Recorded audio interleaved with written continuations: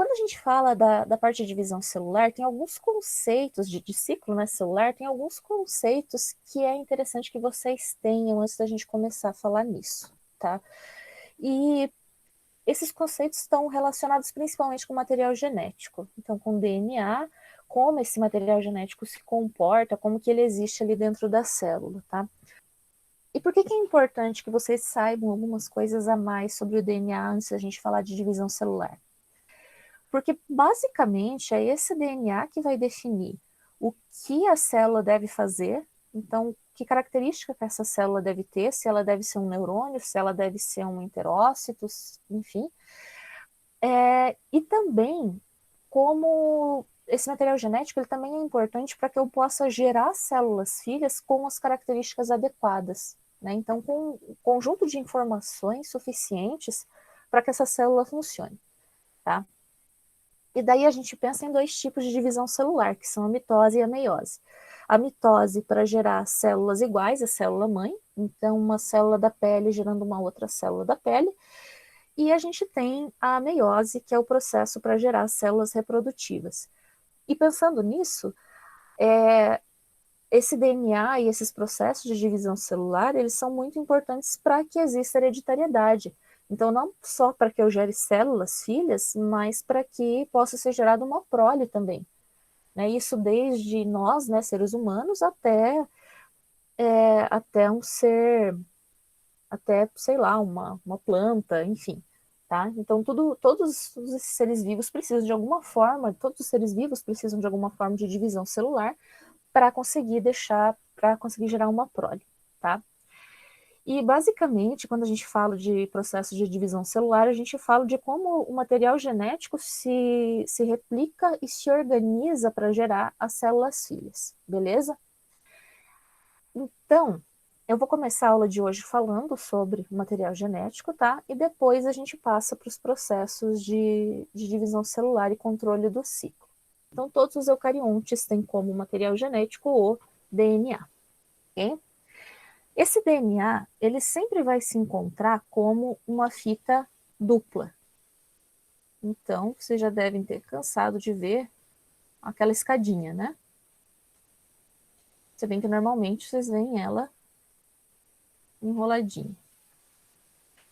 Nos eucariontes, tá? Essa fita, ela vai ter duas pontas, tá? Duas pontas soltas, duas extremidades, certo? Nos seres vivos procariontes, essa fita, ela vai formar um círculo, então ela não tem pontas soltas. Vocês veem a minha concentração para conseguir fazer isso daqui, tá? Então ela não tem pontas soltas. Nos eucariontes a gente tem, nos procariontes a gente não tem. Então vamos focar nos eucariontes.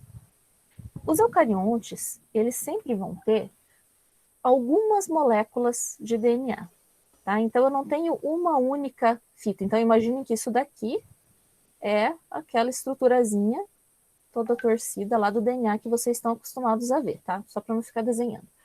Então eu não tenho uma única fita de DNA, eu vou ter várias.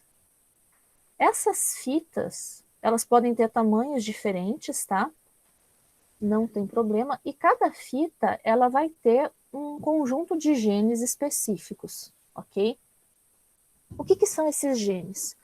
Os genes são sequências de bases, então se vocês lembram lá as bases nitrogenadas, adenina, guanina, citosina, então os genes são sequências de bases que significam, que vão codificar uma proteína.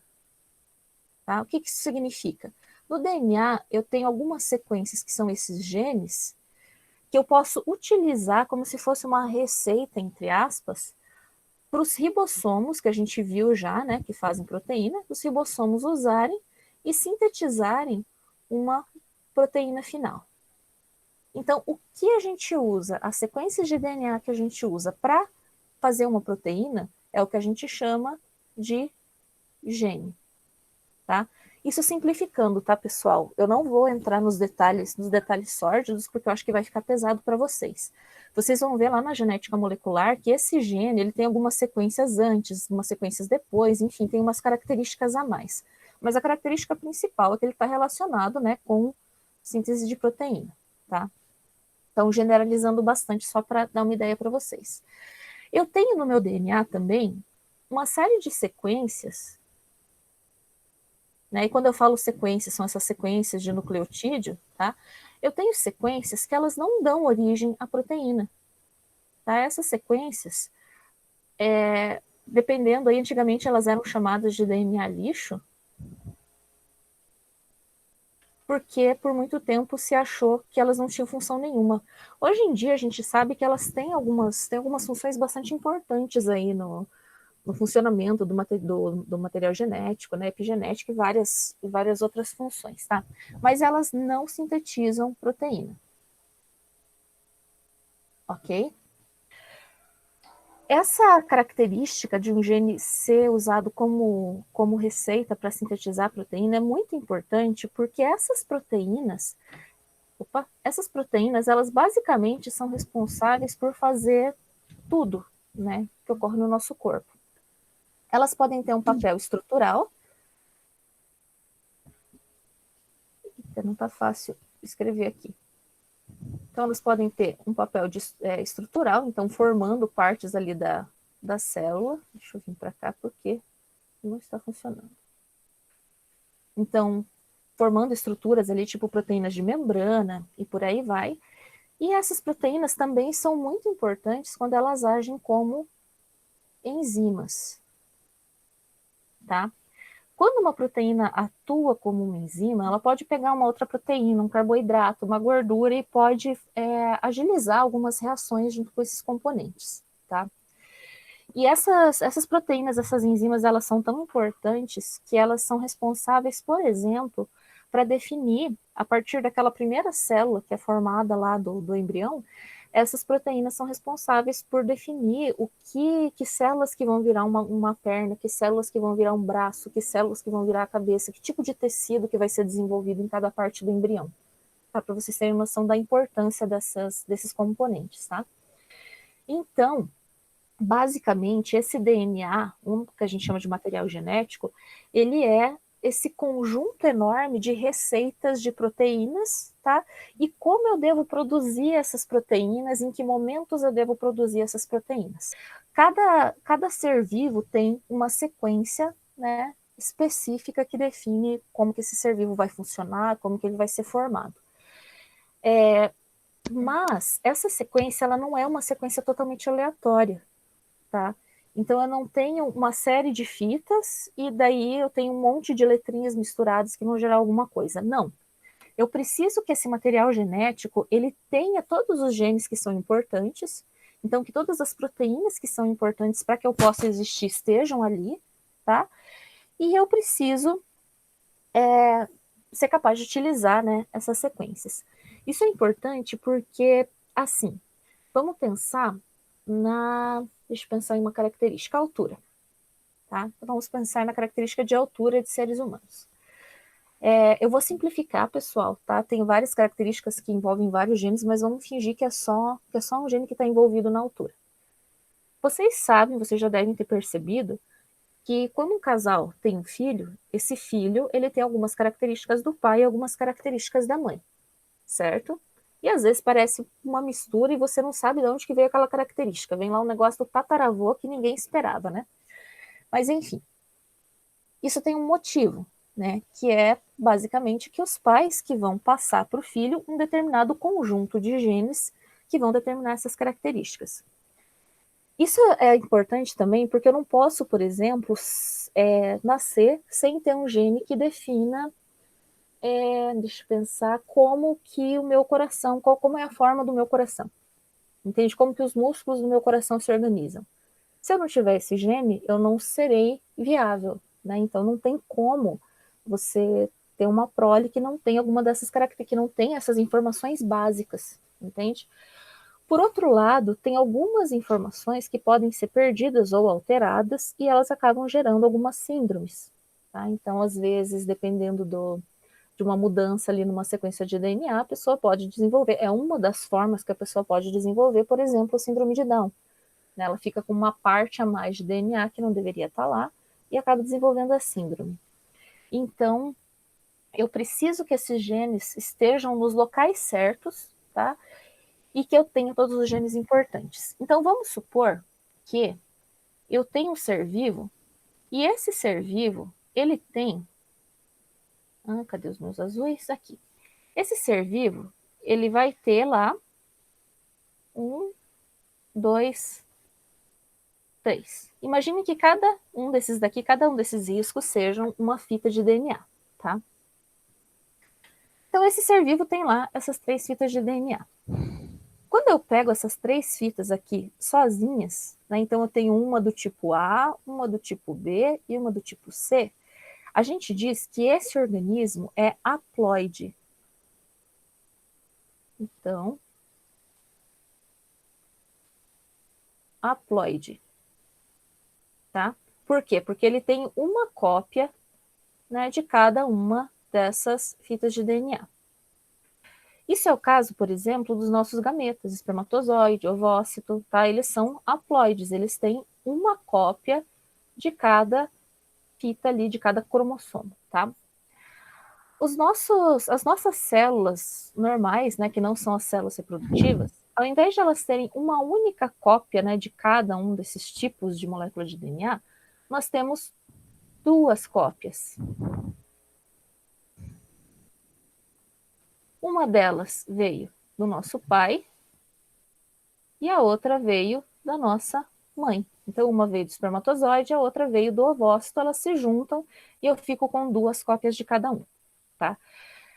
Aí, o que acontece? Cada uma dessas, tá? No nosso caso, a gente vai ter 46, mas eu não vou desenhar as 46, obviamente. Cada uma dessas fitas, elas precisam ter algumas características. Então, vamos pensar, por exemplo, cor do olho. Então, meu pai me mandou um gene que define que a cor do meu olho vai ser verde. A minha mãe também tem um gene que define a cor de olho dela, não tem? E ela me passou o gene que define os olhos castanhos. Então, se vocês olharem aqui, ó, eu tenho no mesmo, mais ou menos na mesma altura aqui, eu tenho o gene da cor do olho. Eu tenho 2 variáveis desse gene. Uma que diz que o olho é verde, outra que diz que o olho é para ser castanho. Essas 2 variáveis de um mesmo gene eu chamo de alelo. Isso daqui, tá? Então, ao longo de todas essas moléculas de DNA que eu tenho, eu preciso ter todas as instruções para todas as características. E no nosso caso, a gente vai ter 2 cópias de cada característica, uma que veio do espermatozoide e uma que veio no ovócito. Como a gente tem 2 cópias de cada tipo dessas moléculas de DNA, nós dizemos que nós somos diploides.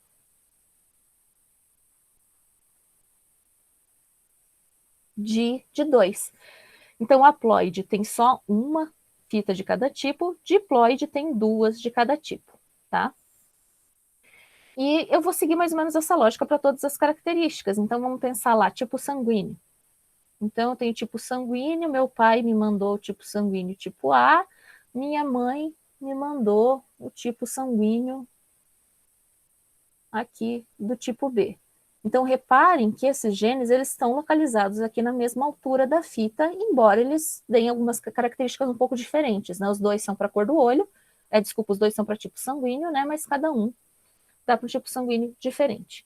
E vamos fazer o último aqui, então, a altura. Vamos fazer aqui. Então, vamos supor que meu pai me mandou lá a altura de 1,80 e a minha mãe me mandou a altura de 1,60, tá? Dependendo da forma que esses genes interagem, então eu vou ter uma característica diferente.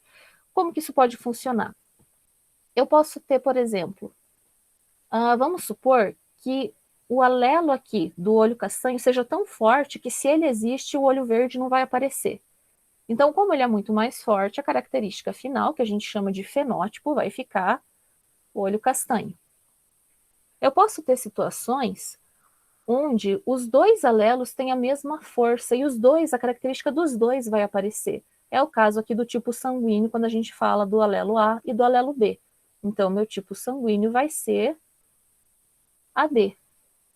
E eu posso ter alelos que acabam gerando uma média entre os dois. Então, vamos supor que esse seja o caso da altura. Então, a média aqui, eu vou ficar com 1,70.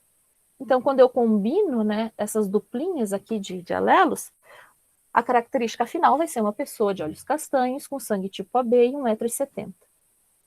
Ok? Isso tudo é uma simplificação.